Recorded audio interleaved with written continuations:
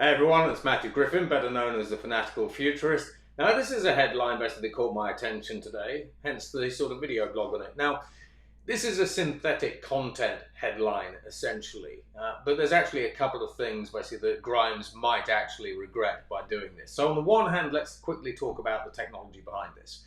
So as we've seen, artificial intelligence improve to the point where it's capable of mimicking human voices. So these are called waveforms. DeepMind actually created a variety of different excellent waveform-based artificial intelligences a little while ago. You might remember Google Duplex, which sounds particularly human. This is kind of a take on that. So what Grimes has done here is she's actually open sourced her own voice. Now, on the one hand, this is enabled by artificial intelligence. Now, she's also saying that she will take 50% of the royalties for successful songs. Now if we actually have a look at that, for example, it's down here. Now, that's all very well and good, but actually quite a lot of my customers are lawyers. In fact, one of my clients basically is one of the world's best voice and recording artist IP lawyers in the world. And there's kind of an issue here. So she's saying that she will take 50% of the royalties for any successfully generated AI song that uses her voice. In other words, if you sell lots of this, if you make a lot of money basically by using her voice in the collaboration, she'll take 50% of royalties. That sounds fine. I kind of get that. She's just actually being really quite innovative as an artist. However, when you actually sort of read between these lines, what happens basically when things are unsuccessful? Now, the way that she's actually written this and the way that the BBC, so this is on the BBC's website, have actually reported this, essentially means that anybody can use her voice in a collaboration.